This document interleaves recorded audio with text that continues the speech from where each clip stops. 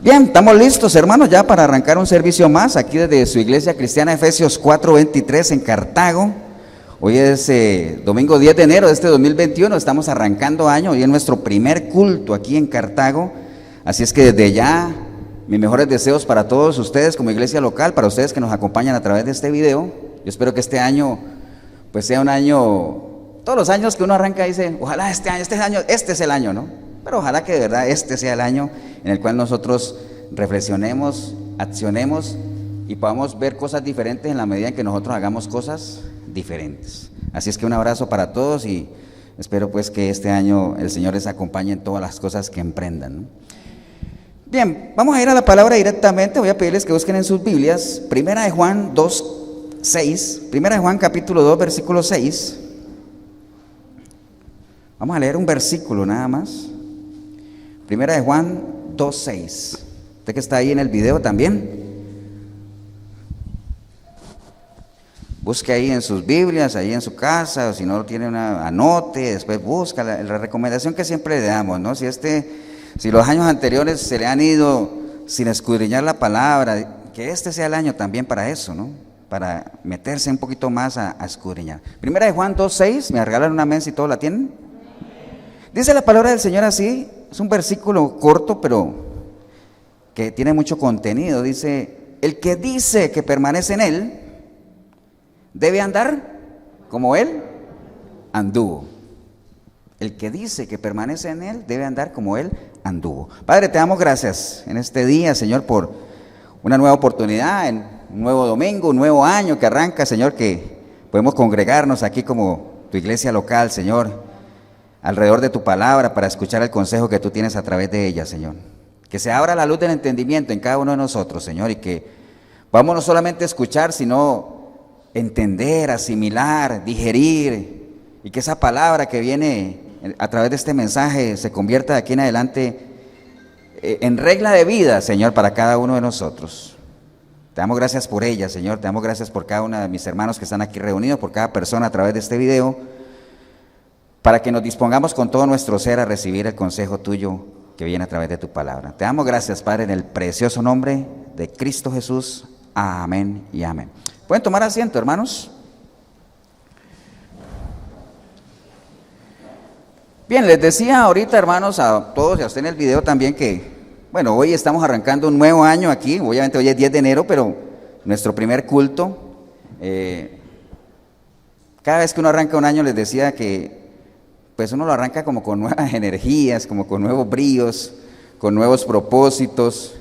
Y estos primeros cultos del año en las iglesias, pues podrían tender a ser cultos relativamente fáciles. Bueno, los que han estado en otras iglesias saben que estos primeros cultos del año, pues muchas iglesias se centran en mover la parte emocional, la parte almática de la gente, ¿no? Entonces se comienzan a hacer las declaraciones y profecías que no faltan todos los años, a decir que este es el año de la restitución. Hay mucha gente que habla que este es el año de la restitución por todas las cosas que supuestamente se perdieron el año pasado.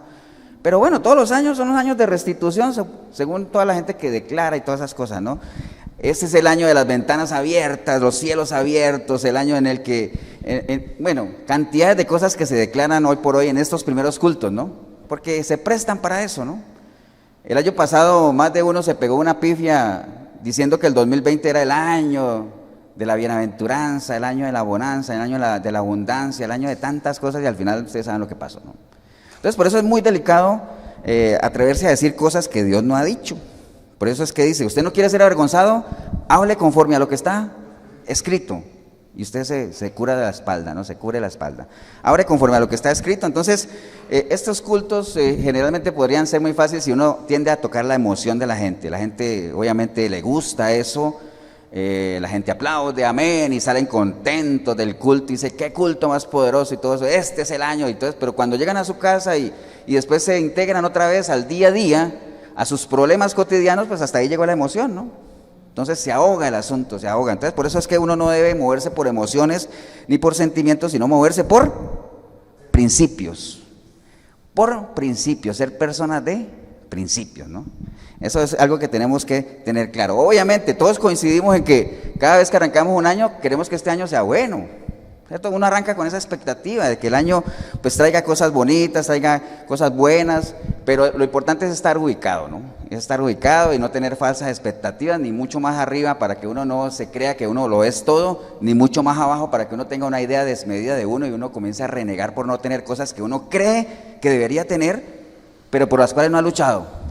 Amén. Entonces, tener un concepto medio, ¿no? Ni mucho ni bajo, nada más, Señor, dame lo justo, dame lo suficiente para que yo pueda defenderme en esta vida nada más, ¿no? Entonces, en medio de ese vivir y esos años que van transcurriendo y pasa un año, ya arrancamos una hoja del calendario, ya estamos en el 2021, en nuestra vida, hermanos, hay eventos que nos marcan, hay eventos que nosotros manejamos muy bien, que nosotros los conocemos. Por ejemplo, todos sabemos cuándo nacimos, todos sabemos cuándo cumplimos años, ¿cierto? Cumpleaños y todo ese asunto. Por cierto, un saludo, Miguelito, que cumple años esta semana. Entonces, son eventos que uno los maneja. Cuando uno nace, cuando uno se gradúa. El año pasado se graduaron muchos muchachos y todos los años se gradúan. Entonces, la graduación de uno, tanto del cole, de la universidad, todos son eventos importantes. El día que se casa, los que somos casados, cuándo fue que yo me casé, cumplí aniversario, la muerte de algún familiar o de algún ser querido. Todos esos son eventos que uno lo va marcando y los cuales uno maneja. Pero si uno le preguntara a la gente cuáles son los eventos importantes en su vida, tal vez la gente mencione algunos de estos que les dije. Puede ser lo más normal, ¿no? En lo natural.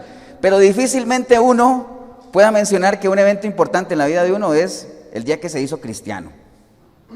A veces la gente no lo menciona, ¿no? Es más, mucha gente que es cristiana ni siquiera sabe desde cuándo es cristiano. O sea, uno debería saber exactamente, o por lo menos aproximado. Por ejemplo, yo sé que yo nací de nuevo el último viernes de agosto del 2004.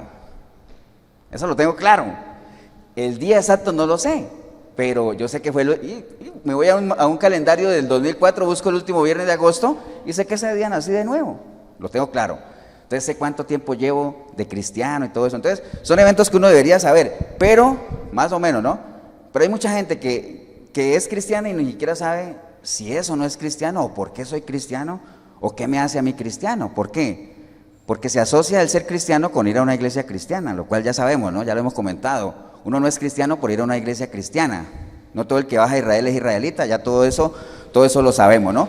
Entonces, hay gente que llega a su vida cristiana en el ocaso de su vida, cuando ya ha malgastado todas sus fuerzas, todos sus recursos. Hay muchos que llegan jóvenes, pero pasan todo el cristianismo sin darse cuenta realmente que fueron cristianos y no se comprometieron, no llegaron a conocer a la religión, llamémosle la religión, aunque ahorita vamos a hablar de eso, porque si usted y yo somos cristianos, recuerde, ¿qué es lo que nos hace cristianos? ¿Qué? ¿Creemos en quién? En Cristo. Esa es la definición clásica de cristiano. ¿Qué es un cristiano? El que sigue a la iglesia, a la religión cristiana, o sea, que tiene su fe fundamentada ¿en quién? En Cristo. Pero ahora surge una pregunta, ¿qué tanto conocemos nosotros de Cristo? Porque yo creo que cuando uno es seguidor de algo, de alguien, por lo menos uno conoce. Las personas que les gusta seguir a personajes famosos en las redes sociales, uno no sigue a nadie por seguirlo. Uno sigue a alguien porque por lo menos algo le vio, ¿no? Algo conoció y por lo menos le da seguimiento, ¿no? Así debería ser por lo menos en el tema del cristianismo, ¿no? Entonces, por eso en el último culto del año pasado, nosotros hicimos énfasis en dos preguntas importantes y ahí nos fuimos. Cuando nos fuimos en diciembre, esa fue la tarea que quedó, ¿no? ¿Quiénes somos? ¿Se acuerdan que hablamos de eso? ¿Quiénes somos y en dónde estamos? Porque el quién soy y en dónde estoy me ayuda a mí a definir para dónde voy, que es realmente la gran pregunta que nosotros deberíamos hacernos. ¿Para dónde voy? ¿Para dónde vamos? ¿Qué nos motiva a estar aquí en este nuevo año que está arrancando? ¿Por qué soy cristiano? ¿No? De eso es lo que vamos a estar hablando. Y estamos hablando, esta prédica usted la puede encontrar en YouTube y se va a llamar No hay cristianismo sin Cristo. No hay cristianismo sin Cristo. Hoy en día estamos en un sistema que nos ofrece para todos los gustos. Usted puede encontrar café sin cafeína. Qué curioso, ¿ah? Cuando la esencia del café es la cafeína, pero usted puede pedir, me da un café sin cafeína. O véndame una caja de leche sin lactosa. Qué raro. Entonces, igual, hay cristianismo sin Cristo.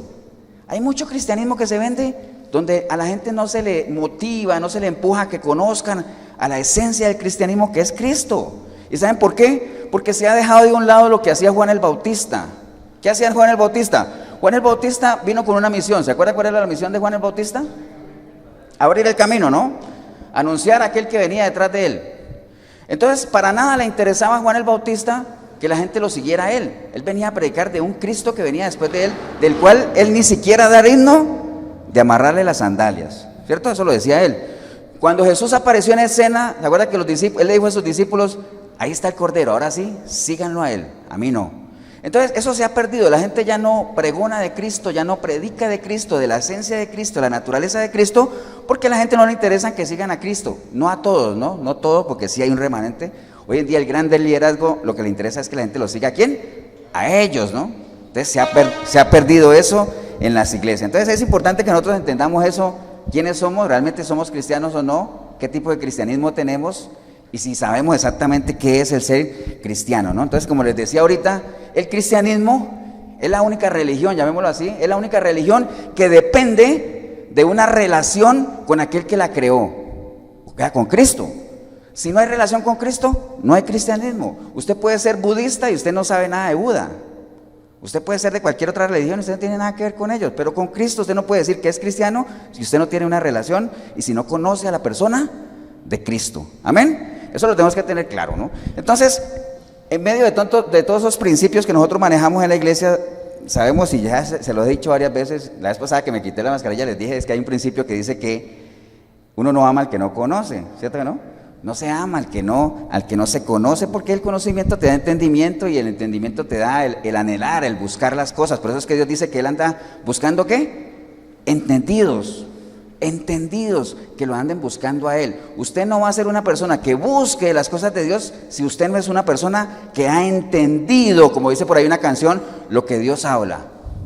Si usted escucha un versículo de la Biblia o lo lee o lo estudia, pero si usted no lo entiende, usted va a llegar al momento en que se va de ahí. ¿Por qué? Porque cuando uno no entiende algo se aburre. Amén. Si yo comienzo a hablarles a ustedes en un lenguaje que ustedes no entienden absolutamente nada, se van a aburrir. Dice, mira, charita, como dicen aquí en Costa Rica, estuve una hora ahí y no entendí nada. Se aburre uno, ¿no? Entonces el entendimiento es clave y el entendimiento está por encima de ¿qué? Del conocimiento. Por eso es que Dios es un Dios al que tiene una intención, digamos, como que es esa particularidad de Él de que la gente lo conozca.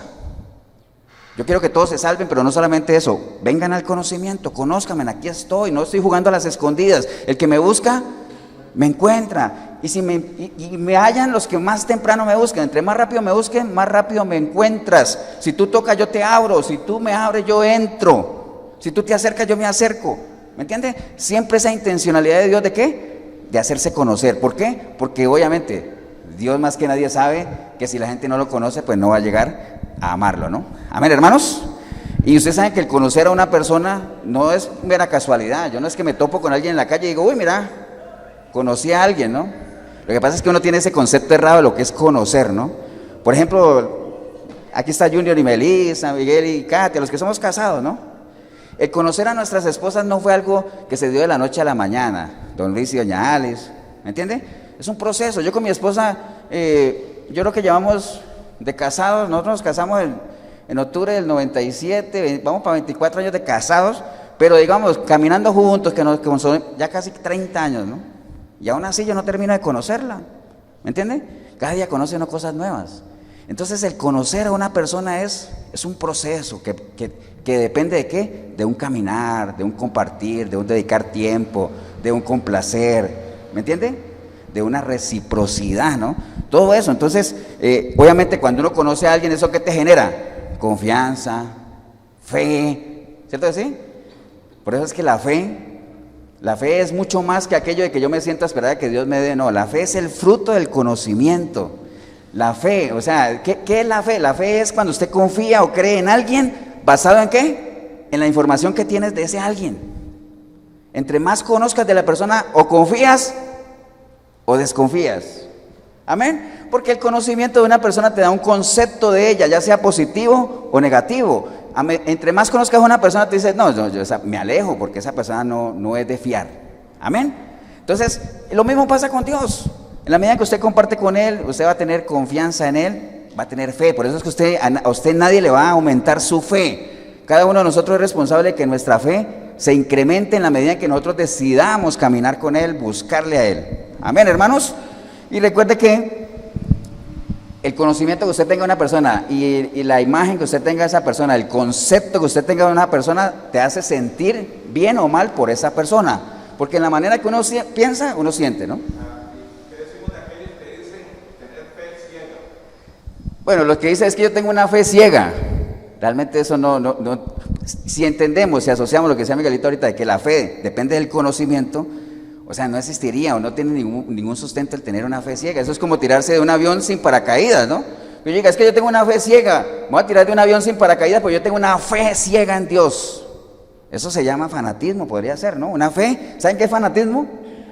Una fe sin fundamento. Eso es ser un fanático, ¿no? ¿Qué pasó, Miguel? No hay, porque la fe es el fruto del conocimiento, entonces no hay un conocimiento ciego, ¿no? Entonces les decía ahorita que dependiendo del concepto que uno tenga de una persona, uno siente bien o mal de esa persona, ¿no? Ustedes han oído eso que dice, es que esa persona dejó de amar a la otra. ¿Han escuchado eso? O sea, generalmente no es que uno deje de amar a la otra persona, sino que uno deja de pensar bien de esa persona, de tener el buen concepto que uno tenía de esa persona se va deteriorando, ya sea por ciertas cosas, porque se pierden detalles, porque la persona se vuelve grosera, porque no hay reciprocidad, porque yo solamente soy el que aporto en la relación. Entonces, el concepto que una persona tiene de la otra se va deteriorando, y entonces en la medida que uno va sintiendo mal sobre esa persona, va también, a medida que usted piensa mal, comienza a sentir mal, porque de la manera que uno piensa, uno siente. Así debería ser, ¿no? Entonces, por eso es que la información es importante para eso, ¿no? Para que tú tengas el concepto, ya sea positivo o negativo, porque le digo, no necesariamente el que usted conozca a una persona quiere decir que va a ser un concepto positivo, puede ser negativo también. Pero obviamente estamos hablando de la persona de Jesucristo, jamás va a haber un concepto negativo, ¿no? A no ser de que la persona esté endemoniada y todo ese asunto, pero eso ya ese es otro tema, ¿no? ¿Estamos, hermanos? Y conocer a Dios es tan importante, pero tan importante que mire lo que él dice en Juan 17:3. Él dice que esa es la vida eterna. ¿Qué? ¿De qué depende? De que te conozcan a ti, al único y sabio Dios, ¿y a quién más? A Jesucristo, al que él ha enviado. De eso depende la vida eterna, de que lo conozcamos. Entonces el conocimiento es bien clave, ¿no? Como les decía ahorita, en el ámbito cristiano se ha distorsionado mucho eso del de conocer al Señor, de conocer a Dios. Hay gente que dice, pastor, es que yo conocí al Señor cuando tenía 20 años, ahora tengo 40. O sea, yo hace 20 años conocí al Señor. Conocer al Señor, o sea, ¿de verdad que lo conoces? ¿Me entiendes? Porque la gente cree que el tropezarse con Él, en algún momento entregarle su vida sin haber entrado en una comunión o relación íntima con Él, ya lo conocen, ¿no? Por ejemplo, pongamos un ejemplo, que siempre ponemos un ejemplo sencillo y tonto, ¿eh? ¿Quiénes de aquí conocen a Oscar Arias?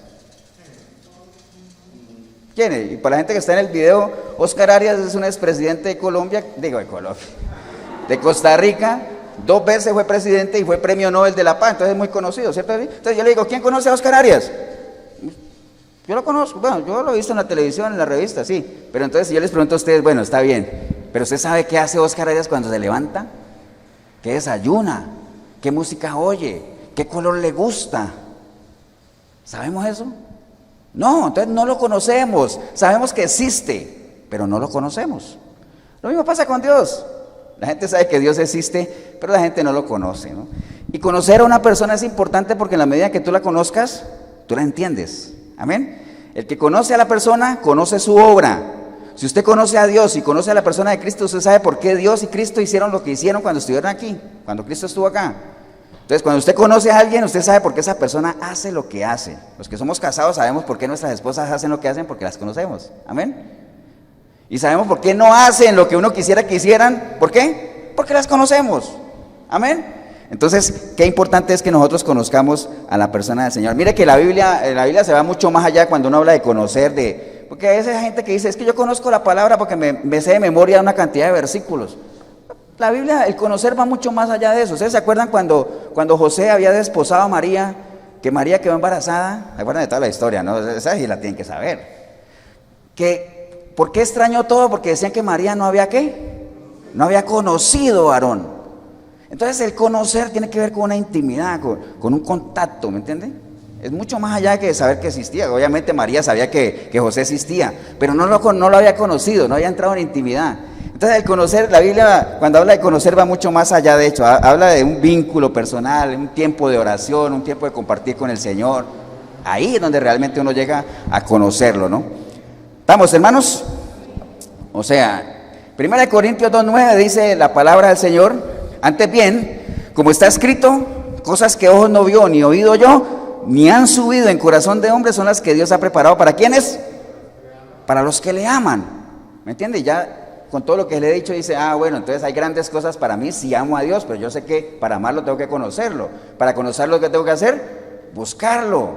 Y si lo busco, como Él no se está escondiendo, lo voy a encontrar. Porque una de las expectativas que Dios tiene para nosotros y que debería ser una de las metas de este año, ¿sabe cuál es? Dice que nosotros hemos sido llamados ¿a qué? A anunciar las virtudes de aquel que nos ha rescatado. Amén. ¿Cómo podríamos nosotros anunciar las virtudes de Cristo si no lo conocemos? Si no sabemos qué virtudes tiene. Qué feo es hablar de una persona que uno no conoce. Yo no podría, ¿no? Recuerde que uno, vea, cuando uno llega a los pies de Cristo, uno recibe varios títulos, ¿no? Uno recibe el nombre de cristiano, cuando le ha entregado, después uno recibe el nombre de hijo de Dios, soldado de Cristo, pero hay uno que se llama embajadores de Cristo. ¿Ha visto que nosotros somos embajadores de Cristo? ¿Qué es un embajador? Un embajador es una persona que representa a un reino, ¿dónde? En otro reino, ¿cierto que sí? Pero para que yo sea representante de ese reino, yo tengo que conocer ese reino para poder presentarlo allá, ¿no? Qué triste sería que uno encuentre al embajador de Costa Rica allá en Rusia y que uno le comience a hablar del gallo pinto y que no sepa nada. Qué feo, ¿no? ¿Cierto que sí? Entonces nosotros somos embajadores de Cristo, porque somos ¿qué? Representantes del reino de Dios. ¿Dónde? En este reino, donde Dios no gobierna. Este reino no es gobernado por Dios, este reino es gobernado ¿por quién? Por Satanás, amén. Así es, hay un pequeño remanente, obviamente, que se mantiene y que está ahí peleando la buena batalla. Pero nosotros somos representantes del reino de Dios aquí, somos embajadores de Cristo, entonces tenemos que conocer a quién representamos, ¿no? De eso se trata, por eso es que les decía, no podemos jactarnos de decir somos cristianos si no sabemos la esencia que compone el cristianismo, que es la misma persona de Cristo. ¿Ustedes se acuerdan cuál es el fundamento del cristianismo? Cristo, Él mismo lo dijo, ¿Recuerda que le dijo a Pedro? ¿Quién dice ustedes que soy? Tú eres el Cristo, el Hijo del Dios viviente. Dice, bien, eso no te lo reveló ni carne ni sangre, sino el Señor que está en los cielos. Y sobre ese fundamento, sobre esa piedra voy a fundar mi iglesia. ¿Cuál piedra? No Pedro, sino el fundamento. ¿Cuál fundamento? De que Cristo es el Hijo de Dios. Eso es lo que sustenta la iglesia, lo que sustenta el cristianismo, ¿no? ¿Estamos, hermanos? ¿Amén o no? Entonces, el conocimiento de nosotros tiene que ser tal, vea, a mí, cada que yo hablo de conocimiento me acuerdo del libro de Cantar de los Cantares. No sé si lo han leído. Si usted no ha leído el libro de Cantar de los Cantares, léalo. Es un libro muy bonito. Entonces, ¿se acuerda que el Cantar de los Cantares es la historia del amado y la amada y todo ese rollo que había? Pero ahí en el capítulo 5 dice que el amado llegó a buscar a la amada y ella ya estaba durmiendo, ¿se acuerdan? Si no han leído esa historia, pero es esa historia, es una historia de amor. Hay gente que descalifica el libro de Cantares, que dice, es que es un libro muy sensual. Depende con la mente de lo que usted lo lea. Recuerde que todo depende del cristal con qué, con que se mire, ¿no? El ladrón juzga ¿por qué? Por su condición. Si usted dice, ¿qué libro más cochino, más sensual? Porque con esa mente lo está leyendo, Exactamente. Entonces, en el libro de Cantar de los Cantares, en el capítulo 5, ahí está esa historia, cuando el amado llega a buscar a la amada y ella le dice, por ejemplo, dice, es que él está afuera, ¿no? Porque está lloviendo. Y entonces ella le dice, es que yo ya me he desnudado de mi ropa, ¿cómo me he de vestir? O sea, porque él estaba tocando la puerta. ¿Cómo me he de vestir? En el 5:3 dice, he lavado mis pies, ¿cómo los he de ensuciar? Entonces el amado estaba ahí, ábreme, al final se cansó y se fue. Entonces, resumiendo, para que nos rinda el tiempo, después la amada decidió ir a abrirle la puerta, pero ¿qué pasa? El amado se había ido, ¿no? Entonces ella comienza a buscarlo, ¿alguien ha visto a mi amado? ¿Dónde está? Hasta hay una canción muy bonita de eso, ¿no? El que ama mi alma se llama. ¿Dónde está mi amado? Entonces comienza ya desesperada a buscar. Entonces, lo que quería leerles es el versículo 9, que dice, las demás doncellas comienzan a decirle, bueno, parafraseando, ¿no? Le dice, ¿cuál es el alboroto que estás armando? Le dice, ¿qué es tu amado más que otro? Como quien dice, ¿por qué andas tan desesperado buscando a ese? ¿Acaso no hay otros? Hay otros. Y entonces ella le dice, oh, la más hermosa de todas las mujeres. Entonces le dice, ¿qué es tu amado más que otro que así nos conjuras, que así nos estás molestando, que nos despiertas? ¿Qué es ese amado? ¿Qué tiene? ¿Tiene algo especial o qué?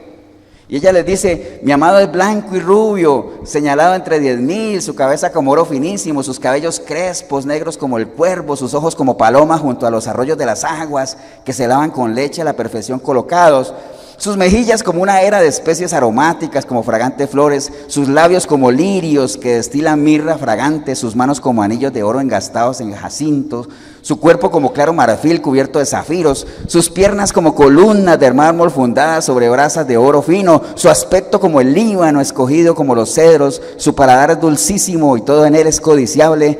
Tal es mi amado, tal es mi amigo, oh doncella de Jerusalén. ¡Wow! ¿Les quedó alguna duda de por qué lo ando buscando? Dirían ahí. Ese es el nivel de conocimiento que uno debería tener de su amado, amén. Así es, le preguntan a uno, ¿y quién es tu Cristo? ¿Que tanto te esfuerzas en eso? O sea, estás ahí metido tratando de complacerlo. ¿Quién es? Que nosotros podamos tener criterio, ¿para qué? Para anunciar las virtudes, que es lo que caracteriza a ese Cristo del cual nosotros hacemos defensa en un sistema que es cada vez más anti-Cristo, amén. De eso se trata, ¿no? Espero que lean el libro de Cantar de los Cantares para que, obviamente uno no le va a decir, es que ahí, por ejemplo, no va a decir Melissa, es que ahí viene Junior como un cervatillo entre los tejanos, no, tampoco, ¿no? Que le diga que ahí viene con un pancillo ahí de Musmán y está bien. Pero bueno, entonces todo eso se ha perdido, ¿por qué? Como les decía ahorita, porque ya no se habla del amado, se hablan de las bondades del Evangelio, los beneficios de la cruz, pero no se habla del costo que hay para subirse a la cruz, de pagar el precio, eso no se habla, ¿no? Hay un evangelio muy light, hay un evangelio que no amerita esfuerzo, que todo es llevadero. Venga a los pies de Cristo, ¿para qué? Para que se le desaparezcan sus deudas. Mira, yo llevo 15 años a los pies del Señor y todavía tengo una cantidad de cosas que sanar todavía. ¿Por qué? Porque son malas siembras. Las malas siembras, ¿qué hacen? Malas cosechas. Y tarde que temprano uno las va a tener que lidiar con ellas. Amén. Venga a los pies de Cristo, ¿para qué? Para que deje de sufrir falsas expectativas, ¿no? Pero si usted conociera a la persona de Cristo, usted sabría que eso es falacia, que eso son palabras lisonjeras, ¿entiende? Que eso no tiene nada que ver con el evangelio de Cristo. Por eso es que Pablo, cuando llegó a la iglesia de Gálatas, allá en Galacia, le decía a ellos, oiga, pero estoy sorprendido de lo fácil que los engañaron. Ese no es el evangelio que yo les prediqué, ese no es el Cristo que les presenté. ¿Qué les pasó? Arrancaron en el espíritu y ahora están en la carne, pero si iban bien, ¿entiende? Así ha pasado con mucha gente. Arrancan bien, pero se dejan engañar ahí. Ahora, ¿nos sorprende eso? No, está escrito. Amén. En los postreros tiempos, ¿qué van a hacer? Van a venir engañadores y van a engañar ¿a quiénes? A los escogidos, a la gente que se supone que conoce, ¿no? Amén, hermanos. De eso se trata, ¿no? Entonces, la invitación de lo que acabamos de leer ahí en Primera de Juan dice, el que dice que permanece en él, ¿qué pasa? Tiene que andar como él anduvo. Es una invitación ¿a qué? A que imitemos el andar que tuvo nuestro Señor Jesucristo, a que lo imitemos a Él. En varios pasajes dice, imiten lo bueno, imiten las cosas buenas. A veces, no sé si han visto esos programas de imitación, que una vez, esos programas que pasan en la radio donde imitan a todo el mundo, ¿eh? Una vez le preguntaron a alguien, no me acuerdo a quién, le decían, mira, usted no se enoja que lo imiten en la radio. Él decía, bueno, mientras haya respeto, no, porque se supone que se imita lo bueno. ¿Cierto que sí? Se supone que se imita lo bueno, entonces, ¿por qué me va a enojar? Mientras cuando no se traspase la barrera del respeto, ¿no? Y no se denigre. Entonces, la invitación del Señor, imitemos lo bueno, imitémoslo a Él. Dice, anden como yo anduve, caminen como yo caminé, ¿no? Ahora, caminar como el Señor anduvo no quiere decir que ahora todos vamos a andar en sandalias, ¿ves? Hay gente que dice, yo quiero caminar como el Señor y entonces andan en sandalias todo el día. Eso no se trata de eso, ¿no? Ni tampoco decir, voy a seguir las pisadas de Cristo, ¿qué vas a hacer? Me acabo de comprar un tour para ir a Tierra Santa. Tampoco, no se necesita, ¿me entiende? ¿Por qué? Porque el Señor está en todas partes. ¿Acuerdas que una vez que cantamos que decía, ¿dónde lo puedo ver? Lo puedo ver en aquel que está a mi lado, lo puedo ver en aquel que me ha ayudado en todos estos tiempos de adversidad, lo puedo ver en aquel el que yo he podido ayudar, aunque sea con lo más mínimo, pero ahí veo la presencia de Dios, ¿no? ¿Estamos, hermanos? Entonces es una invitación ahí a que nosotros lo sigamos a Él, a que lo imitemos, ¿no? Filipenses 2:5 dice que haya nosotros, hermanos, el mismo sentir que hubo ¿en quién? En Cristo. Ahora, ¿no puede haber en nosotros el mismo sentir que hubo en Cristo si no tenemos ¿qué? La misma forma de pensar, porque acuérdense lo que les dije ahora, de la forma que uno piensa, de esa forma uno siente, ¿no? Entonces tenemos que tener los pensamientos de Cristo, eso lo tenemos que tener claro, pero tenemos que conocerlo. ¿Dónde podemos, hermanos, a dónde podemos ir para conocer al Señor? ¿En qué nos podemos apoyar? En la palabra, pero exactamente en la palabra, ¿en qué parte? En los evangelios. Recuerde que cuando una persona llega a los pies de Cristo, esa pregunta es clave. Dice, pastor, y yo estoy empezando, ¿por dónde arranco? ¿Qué hago? ¿Qué leo? Es que estoy desubicado. Los evangelios. Conoce a la persona de Cristo, la persona en la cual estás depositando tu fe, tu confianza. Ahí están los 4 evangelios. O sea, son personas, obviamente los 4 tienen un relato, narran toda la vida del Señor, algunos con las perspectivas de cada uno de los evangelistas, cada uno tiene su enfoque. Por ejemplo, Mateo presenta al Señor mucho haciendo énfasis como rey, ¿no? ¿Entiende? Ese es el enfoque de él. En el caso de Marcos, lo presenta como un siervo. Amén. En el caso de Lucas, lo presenta ya más como su parte humana, la parte de hombre, porque recuerde que el Señor, 100% ¿qué? Hombre y 100% Dios. ¿Cómo se llama esa unión de esas cosas? La unión hipostática. Entonces, esos son términos que ustedes deberían de ir conociendo. ¿Qué es la unión hipostática? Digamos, es inexplicable porque eso obviamente solo está en la persona de Cristo, ¿no? Que Él era 100% hombre, pero también era 100% Dios. Amén. Esa posición servía para criticarlo, porque algunos decían que Cristo no podíamos seguirlo porque solo era hombre, Ajá. era Dios, y otros decían que era muy difícil seguirlo porque era Dios y no era hombre. Exacto, entonces hay la gente que le conviene decir, es que no sigo a Cristo porque es que Él es 100% Dios, me la estás poniendo muy dura, ¿cierto? Y otros que dicen, es que yo no sigo a Cristo porque es hombre, yo no sigo hombres, ¿entiende? Entonces la gente, todo es relativo, en esta vida la gente se agarra de lo relativo porque le conviene, ¿no? Entonces el Señor era 100% Dios y era 100% hombre, siendo 100% Dios obviamente Él todo lo sabía, dice que Él sabía lo que la gente murmuraba, lo que había en el corazón de las personas, todo lo sabía. Aunque por ser 100% hombre no podía estar físicamente en varios lugares porque tenía su cuerpo, pero Él estando aquí, Él podía sanar a alguien que estuviera allá en San José, por ejemplo, poniendo el ejemplo de aquí, ¿no? Porque, ¿se acuerdan del centurión aquel que le dijo, si quiere vamos? Y dice, no es necesario que vayas. O sea, no soy digno de que vayas a mi casa, pero tan solo que tú lo pienses y lo desees, yo sé que lo vas a hacer, ¿no? Entonces, siendo 100% Dios, tenía todos los atributos de Dios, pero también siendo 100% hombre, sufrió como nosotros. Amén. Tuvo hambre, tuvo sed, se deprimió, tuvo una depresión fuerte. ¿Se acuerdan de la depresión fuerte que tuvo el Señor que hasta sudaba gotas de sangre? Se durmió. Hay varios pasajes donde dice que Él estaba dormido. ¿Me entienden? Entonces, todo eso, ¿pero dónde lo conocemos eso? En los evangelios. Ahí en los evangelios nosotros podemos ver el nacimiento del Señor, la preexistencia de Él, porque también en los evangelios se menciona que antes de que todo fuera creado, Él ya existía. Amén. Entonces eso lo podemos conocer en los evangelios, podemos ver cómo nació, podemos ver cómo creció. De la niñez no se habla mucho, se sabe solamente que a los 12 años ya Él andaba en el templo, atendiendo los asuntos de su padre. Que inició su ministerio ¿a qué edad? A los 30, ¿cierto así? ¿Por qué a los 30? Esa era la edad que le llaman la edad, eso tiene un nombre, pero era la edad ideal, digamos, para que alguien iniciara un ministerio. Era como la edad clave, ¿no? 30 añitos, inició su ministerio. ¿Murió a qué edad? ¿A cuál? A los 33. ¿Murió joven o viejo? ¿Qué dice? Ni joven ni viejo, murió cuando tenía que morir. Murió cuando ya el propósito por el cual Él había venido estaba cumplido, ¿no? Entonces, si nosotros sabemos cuál es nuestro propósito de vida y si lo hemos cumplido, no hay problema que nos vayamos de este mundo, ya cumplí el propósito por el cual vine, ¿no? El problema es que nosotros hayamos venido aquí y no hayamos cumplido el propósito. Y muchas veces, ¿sabe por qué? Porque ni sabemos cuál es el propósito, ¿no? Entonces es muy triste, llegamos, nacemos, vivimos sin propósito, morimos, y cuando morimos, ¿sabe qué pasa con nosotros? Nadie se acuerda nada, ¿por qué? Porque pasamos sin pena ni gloria, ¿no? Que es importante es que nosotros dejemos algo, algún legado, ¿no? No a nivel mundial decir, no, pero por lo menos con nuestra familia, con la gente que nos conoce, ¿no? ¿Estamos, hermanos?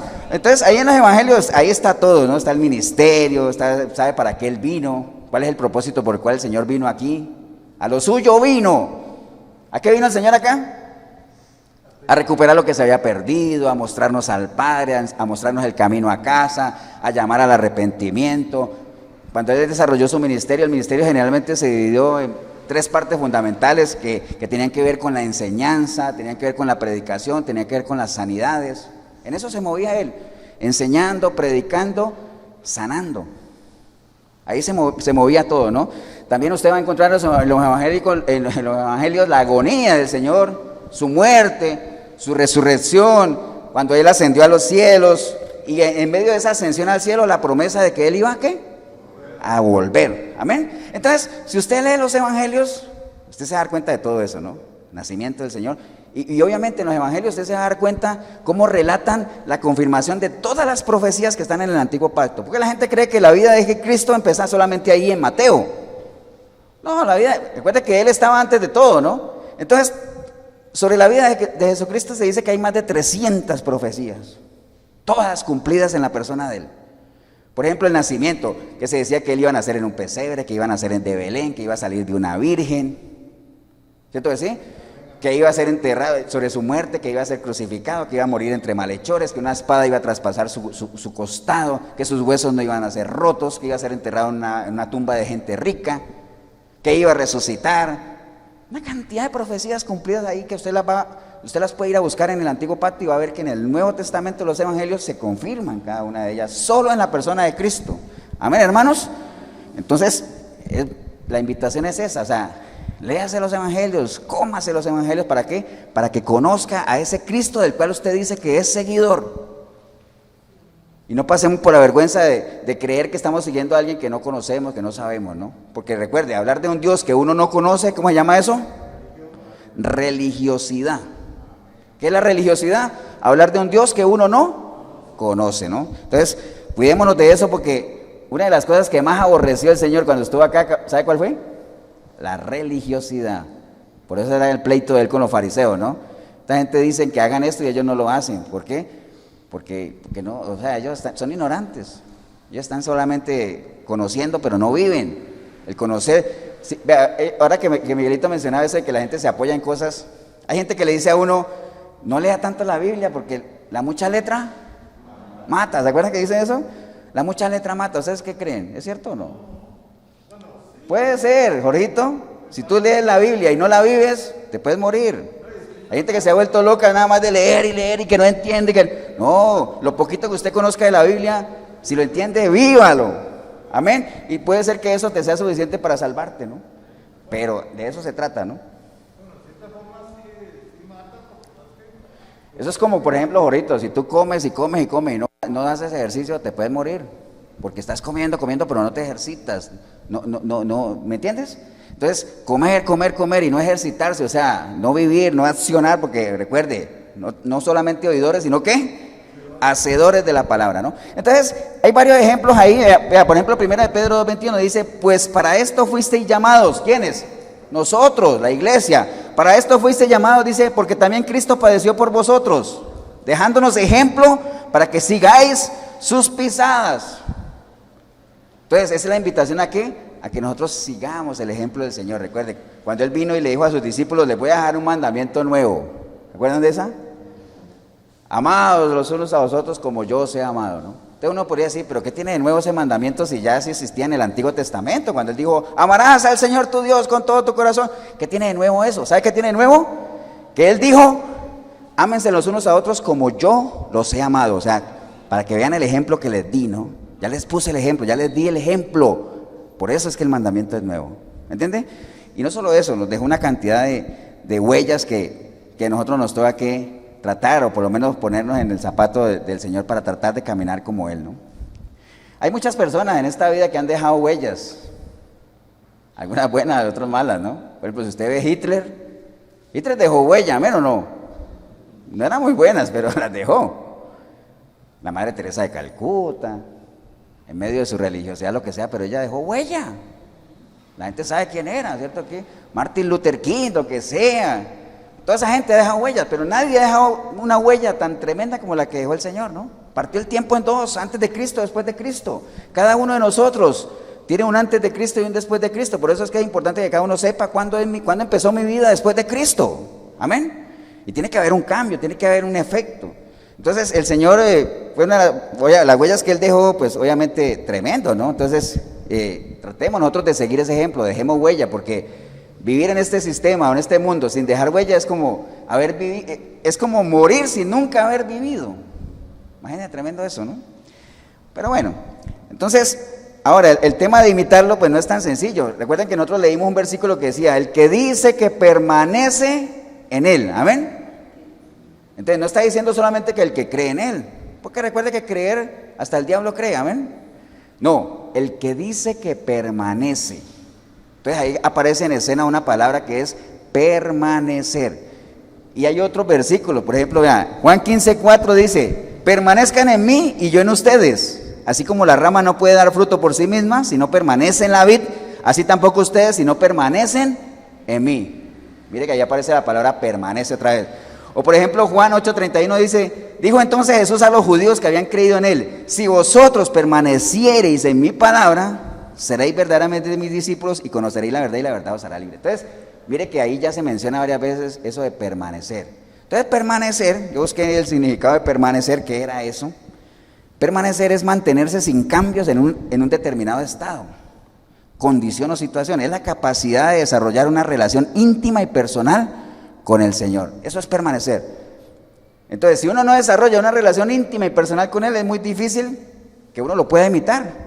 Uno puede creer en Él, pero no. El asunto es que hay que permanecer, o sea, mantenerse inmutable, sin cambio, firme, fiel, que no haya cambios. ¿Entiende? Porque de parte de Él no lo hay. Dios es inmutable. La palabra es la misma de ayer, hoy y siempre. El carácter de Jesús es el mismo de siempre. Amén.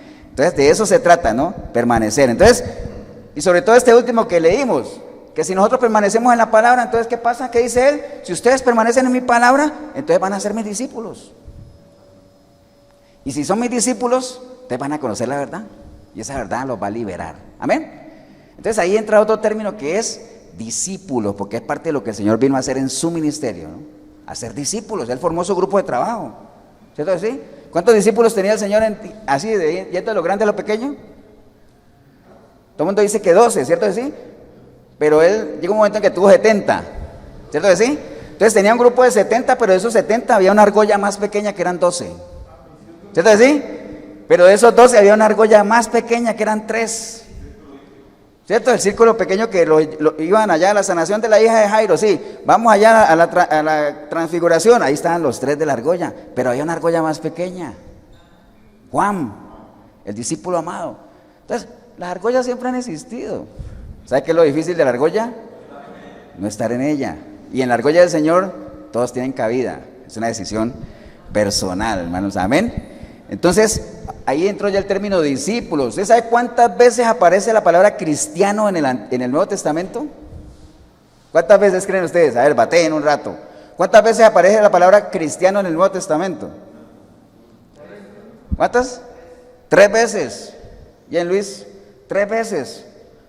En Hechos, sobre todo, obviamente, cuando dice que allá en Antioquía, por primera vez se le llamó a los seguidores de Cristo cristianos. Esa es una vez. La otra vez, cuando por allá el rey Agripa le dijo a Pablo, ¿se acuerda? Por poco me persuades de ser cristiano. Y por allá hay otra, no me acuerdo cuál era el versículo, pero dice que si ustedes han padecido como cristianos, creo que son las únicas 3 versículos. 3 veces aparece la palabra cristiano en el Nuevo Testamento. Pero ¿sabe cuántas veces aparece la palabra discípulo? 269 veces. 269 veces. Entonces, el Nuevo Testamento, el Evangelio del Señor realmente fue un evangelio, una palabra hecha por discípulos para discípulos. Amén. Entonces nosotros tenemos que trascender de dejar de ser cristianos simplemente porque cristiano es todo aquel que le entrega su vida al Señor y muchos se quedan ahí nada más, sino pasar a ser discípulos. Por eso la gran comisión del Señor es, vayan y hagan ¿qué? Discípulos, discipulen, porque ¿qué es discipular? Transferir conocimiento, ¿no? Formar personas. O sea, Dios nos discipula a nosotros en la medida en que Él transfiere todo lo que Él es a nosotros. ¿Para qué? Para que nosotros seamos como Él. Eso es discipular. Y uno escoge a su maestro y el discípulo escoge a su alumno. Hay relaciones en esta vida que uno no las escoge. Por ejemplo, uno no escoge los vecinos, ¿cierto que no? A veces le tocan buenos vecinos, a veces fatales, ¿no? Uno no escoge a los compañeros de trabajo, ¿cierto? Ni a la familia la escoge uno. Pero uno sí puede escoger su maestro. Amén. Te puede escoger su maestro. Yo espero que obviamente cada uno se decida decir, yo escojo al mejor de los maestros, pero eso implica ¿qué? Discipularse. Y discipulado, recuerden, la raíz de discipulado ¿qué es? Disciplina, esfuerzo, ¿no? ¿Vamos, hermanos? ¿Amén o no? Entonces, dice Juan 6:26, dice, respondió Jesús y les dijo, de cierto les digo que... mira, esta es una característica de los creyentes. Dice, el Señor en Juan 6:26 dijo, respondió Jesús y les dijo, de cierto os digo que me buscáis, no porque habéis visto las señales, sino porque comisteis el pan y os saciasteis. Entonces, esos son los creyentes, los que no porque van en búsqueda de la persona del Señor y aprender y ser como Él, sino por el pescadito, ¿no? Por el pancito, ¿no? El discípulo es al revés. El creyente siempre quiere que ore por él. Pastor, ore por mí. Hermano, ore por mí. Quiero que oren por mí. Así son los creyentes, amén. ¿Sabe qué hacen los discípulos? Oran por los demás. Amén. Allá tenemos que ir. Esa es la dimensión que tenemos que alcanzar. ¿Estamos, hermanos?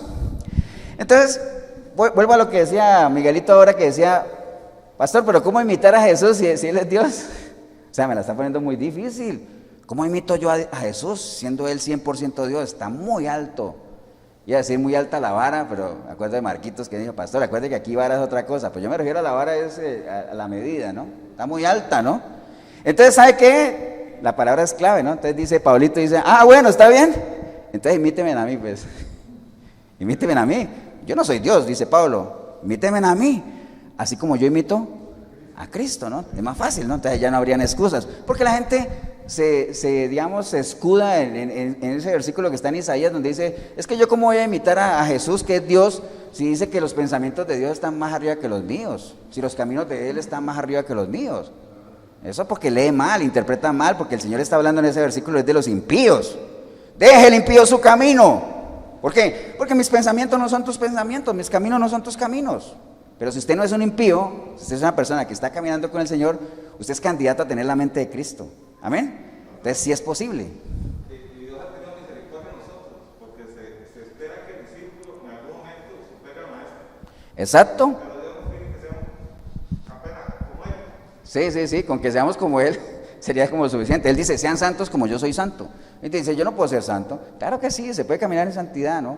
No estamos hablando de la perfección de ser inmaculado, dice, o sea, estamos hablando de una perfección en ser comprometido, en ser una persona fiel, en ese tipo de perfección, ¿no? Acuérdate que David tuvo un corazón perfecto para con Dios, ¿no? Y David no era Dios, pero sí lo tuvo, ¿no? Pero bueno, algunas huellas, vea, que hay aquí del ministerio del Señor, ya para ir cerrando. Por ejemplo, dice Mateo 15:30, dice la palabra en Mateo 15:30, dice, y se le acercó mucha gente que traía consigo a cojos, ciegos, mudos, mancos y otros enfermos, y los pusieron a los pies de Jesús, y Él los sanó. Ese era el Señor, amén.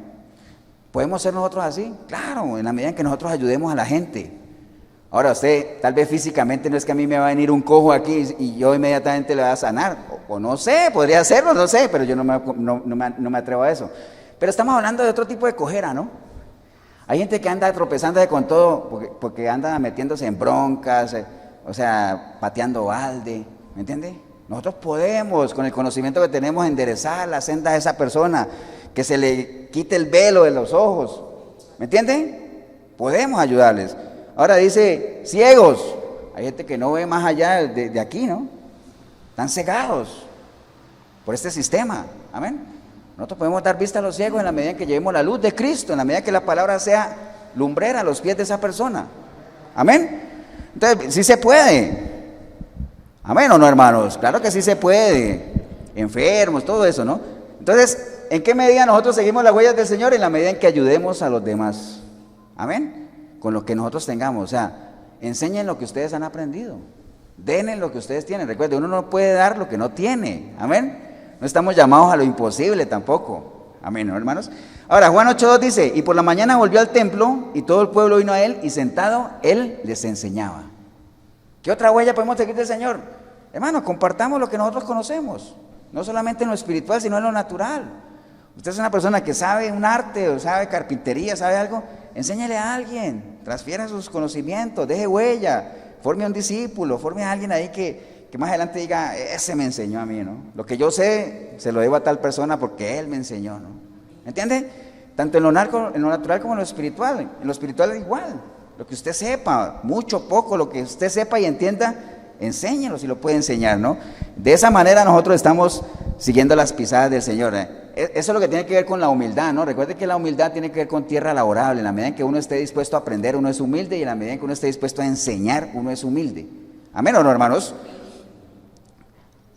Por allá en Mateo 4:18, ¿usted se acuerda cuando el Señor iba en su ministerio, que se encontró a Pedro y todo eso, que le dijo, dejen esas redes ahí porque yo los voy a hacer pescadores de hombres? Y dice que esa gente, dejándolo todo, lo siguieron. Qué duro debe ser para un pescador que toda la vida ha pescado, dejar sus redes, dejar su barca y seguir al Señor, ¿no? ¿Por qué? Por la misma pasión que le veían con que él llevaba su ministerio. El Señor tenía una pasión tremenda, el Señor caminaba aquí, él nunca se quedaba quieto, por eso a veces espaciecitos para dormir se recostaba. Decía que él no tenía ni dónde recostar la cabeza. Caminaba. Yo estaba leyendo por ahí todo lo que, un dato de lo que el Señor podía haber caminado en un año. Eran casi 170,000 kilómetros. Él tenía que ir 3 veces al año a Jerusalén en las fiestas esas que hay. Yo no sé cuántos kilómetros eran. Y si caminaba como 2 kilómetros al día, haga la multiplicación, ¿cuánto caminó el Señor al año? No es como ahora que la gente dice, pastor, no voy a ir este domingo porque tengo restricción.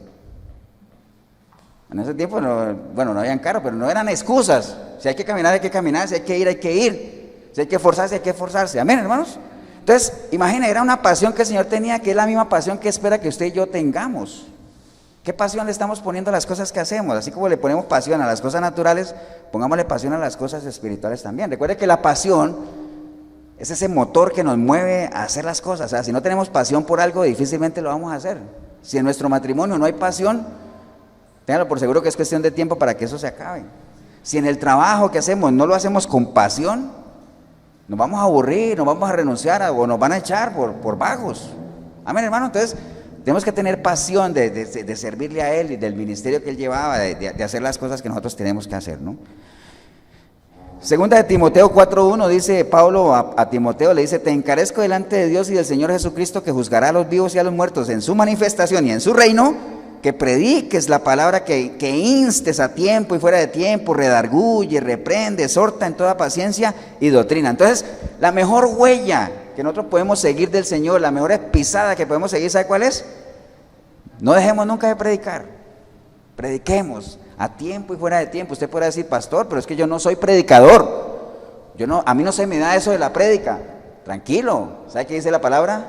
Predica a tiempo y fuera de tiempo, y si es necesario, habla. Si es necesario, habla. Pero no es que sea un requisito. ¿Tú puedes predicar con qué? Con tu testimonio, con tu manera de ser, cómo tratas a la gente, cómo hablas en tu familia, cómo tratas a tus hijos, cómo tratan a sus padres, esposos entre ellos. Usted no tiene ni idea lo que uno predica con qué, con las acciones, con la forma de ser, ¿no? Que el cristianismo se le salga a uno, que si uno no decir una palabra dice, ese es cristiano, ¿eh? ¿Por qué? No, es como actúa, como es colaborador, servicial, como se esfuerza, como trata de hacer las cosas con excelencia, todo bien, ¿no? Es importante que cualquier cosa que hagamos la hagamos con excelencia, hermanos. Hago un paréntesis nada más. La semana pasada viera que yo, como estos primeros días del año, aprovechan para sacar una cantidad de basura, ¿no? Entonces a mi hija le dio por fin de botar sus exámenes de preparatoria y de kinder. Entonces sacó una cantidad de papeles ahí, la bolsa de la basura se llenó, pues. Entonces como se llenó, cuando yo le iba a sacar se rompió, entonces yo fui y saqué otra bolsa de basura, porque a mí no me gusta sacar bolsas rotas a la calle porque esa basura se riega. Bien, el nudo y todo eso ahí. Fui a llevar a mi esposa al seguro, cuando volví había de esas personas que reciclan, ¡prá! Había roto la bolsa, ¿no? Digo, hey, ¿por qué me rompes la bolsa? Si quiere ábrala, desate el nudo, o sea, deje de ser, como dice, el mínimo esfuerzo, ¿ah? No, ahora se la amarro, no queda igual. Entonces, hasta para eso, yo no estoy diciendo que eso sea malo, que no estoy de acuerdo de mucha gente, algunos tienen que hacerlo por necesidad, pero hay mucha gente que ya se sienten cómodos en eso, ¿no? Viviendo de lo que a los otros les sobra. Amén. Entonces, hasta en eso hay que hacerlo con excelencia, ¿no? Entonces, ahora que menciono eso de vivir lo que a los otros les sobra y que estamos hablando del conocer a la persona de Cristo, hay una conversación que tuvo Pilatos con el Señor, que el Pilato le dijo al Señor, ¿eres tú el Hijo de Dios? Y el Señor le dijo, pero eso que tú estás diciendo, no creo que haya puesto la mano aquí, pero dijo, eso que tú estás diciendo, ¿lo dices porque lo has escuchado de otros o porque tú lo crees? Entonces Pilato no supo, obviamente Pilato lo había escuchado de otros, ¿no? Lo que Pilatos conocía de Jesús era porque lo había escuchado de otros, porque lo que le vinieron a decir los del Sanedrín y todo eso, ¿no? Entonces lo que cada uno de nosotros conoce de Jesús es porque usted lo ha investigado, usted se ha metido a los evangelios, usted ha indagado, usted ha escudriñado la palabra, se ha interesado por conocer a ese Cristo del cual usted es seguidor, o es porque lo ha escuchado de otros. Es una pregunta que queda ahí en el aire, ¿no? Entonces, esto de predicar la palabra es la principal huella, ¿no? No nos cansemos de predicar, hermanos. No nos cansemos con nuestro testimonio, con nuestras acciones, con nuestra vida. Recuerde, en la medida en que nosotros vivamos en constante predicación de la persona de Cristo, reflejando en nuestra vida la vida de Cristo, nosotros estamos siendo esos verdaderos adoradores que Dios anda buscando. Amén. Y que nosotros podamos decir así, con pecho henchido, o sea, la saqué del himno nacional: no vivo yo, es Cristo el que vive en mí. Amén, hermanos. Qué bueno sería eso. Pero bueno, entonces nada más termino con esto, hermano, porque es importante todo eso. ¿Sabe por qué? Por allá en Lucas 18,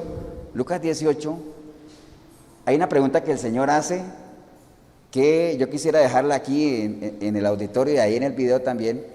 El Señor se hace una pregunta y Él dice, ahí donde está esa historia de la viuda y el juez injusto y todo eso, al final Él dice: pero cuando venga el Hijo del Hombre, ¿hallará fe en la tierra? Entendiendo ahorita que la fe es el fruto del conocimiento, esa pregunta, pongámosla en otras palabras. El Señor lo que dice es: cuando venga el Hijo del Hombre, o sea, Él mismo, ¿será que habrá gente que lo conozca? ¿Habrá gente que lo conozca? A como vamos, muy poca, hermanos. Muy poca. ¿Por qué? Porque se predica muy poco de la persona de Cristo. Porque se están levantando generaciones que no conocen a Dios, al mejor estilo del libro de Jueces. Generaciones que no conocen a Dios. Generaciones para las cuales Dios no es importante. Entonces, ahí queda esa inquietud, hermano. Entonces, esto de permanecer en el Señor, si decimos que permanecemos en Él, andemos como Él anduvo, ¿no? La mejor manera de saber si permanecemos en Él es en la medida, no tal vez haciendo las mismas cosas que hizo el Señor, sino actuando bajo los mismos principios que Él tuvo, ¿no? Esa es la idea, ¿no? Esa es la idea. Entonces, que haya en nosotros ese mismo sentir, que haya en nosotros esa misma comunión que Él tuvo con el Padre. Que cuando a Él le dijeron, ¿por qué hace las cosas que hace? Dice: es que yo no he venido a hacer lo que yo quiero, yo vine a hacer la voluntad de aquel que me envió. Que esa sea nuestra meta en este año. Caminar, ¿cómo? Haciendo la voluntad del Padre. Amén, hermanos. Pero para eso tenemos que saber cuál es la voluntad del Padre, que está aquí en la palabra. ¿Estamos, hermanos? Entonces, ¿anhelamos un año lleno de bendiciones? Amén, diríamos todos. Pero bueno, eso requiere más que un anhelo. Requiere de un esfuerzo. Amén. Acuérdate que un esfuerzo, ¿cuándo se esfuerza uno? Cuando uno saca fuerzas de las que no tiene para hacer algo, ¿no? Por ejemplo, si usted todos los días levanta 20 kilos, todos los días 20 kilos, usted no se está esforzando. Si algún día usted dice: no, voy a levantar 25, ahí comienza usted a esforzarse, a sacar fuerza. Entonces, cuando uno se esfuerza, ahí es donde viene el crecimiento, ahí es donde el músculo empieza a crecer, ¿no? Obviamente no es el caso mío, pero ahí es donde, por eso el Señor le decía a Josué: esfuérzate, deja de hacer ya lo que siempre has hecho. No, necesito que te esfuerces, y para eso necesitas ser valiente. Póngase de pie, vamos a darle gracias a Dios. Padre, te damos gracias en este día, Señor, por este primer culto del año, que nos has dado la oportunidad de reflexionar un poco, Señor, porque necesitaríamos casi que todo el año para meditar sobre lo que es la persona de Jesucristo, pero hemos hecho un intento, Señor, y en la medida que lo podamos hacer, lo vamos a seguir haciendo. Eso es como una película, ¿no? Ya sabemos que el Señor vino, nació, tuvo su ministerio, murió, resucitó, subió al cielo. ¿Y qué siguió de ahí? Bueno, como dirían por ahí en las buenas cintas cinematográficas, to be continued, continuará, ¿no? Porque esto sigue, ¿no? Podemos hablar de la iglesia, del Espíritu Santo, eso es lo que viene más adelante, ¿no? Te damos gracias, Padre Santo, por este tiempo que hemos podido compartir, Señor, y conocerte un poco más. Pero si hubiera alguna persona, es importante, cada vez que se predica de la palabra hay que dar chance para que alguna persona, ya sea en el video o aquí en la iglesia, que hoy haya entendido que realmente no conoce a la persona de Cristo, ni siquiera sabe si es cristiano o no, porque nunca le ha entregado su vida a Cristo. Si usted es una persona que nunca le ha entregado su vida a Cristo, usted no es cristiano, por más que vayas a una iglesia cristiana, ¿no? Eso hay que tenerlo claro. Entonces, ¿todo empieza ¿dónde? En un nuevo nacimiento. en que tú reconozcas que hay un Dios, que le entregues tu vida al Señor, que permitas que la sangre que Él derramó en ese madero te limpie de todo pecado, ¿no? Y a partir de ahí comenzar a construir todo lo que hemos hablado aquí, el permanecer en Él, el conocerlo a Él, el caminar con Él, el ser candidato a que Él se refleje en ti.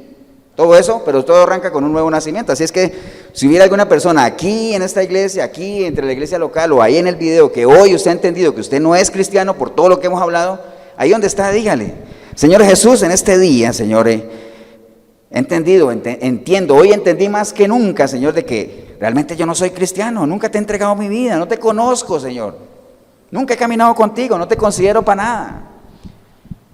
Hoy sé que no soy cristiano, Señor, pero no quiero que pase más tiempo así. Yo quiero a partir de hoy, Señor, poner un antes y un después en mi relación contigo, Señor, que hoy sea para mí el después de Cristo.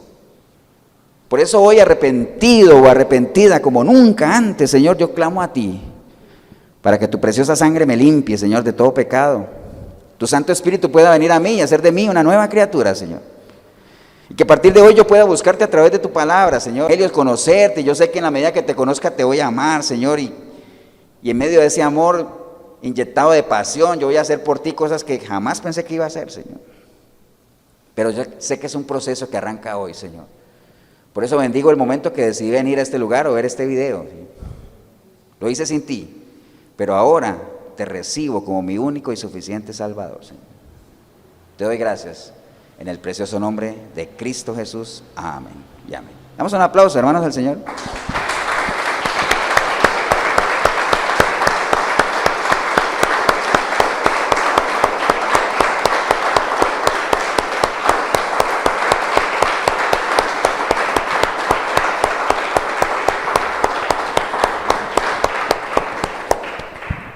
Bien, recuerde nada más, si usted hizo la oración, no se quede ahí, nada más, trascienda de creyente a ser un discípulo del Señor. Si en algo le podemos ayudar para ese que mañana nos reunimos aquí, obviamente tiene que inscribirse primero, 87725957 es mi número, el pastor Eber Molina, para registrarlo, y estaremos gustosos de que usted nos acompañe aquí en la congregación.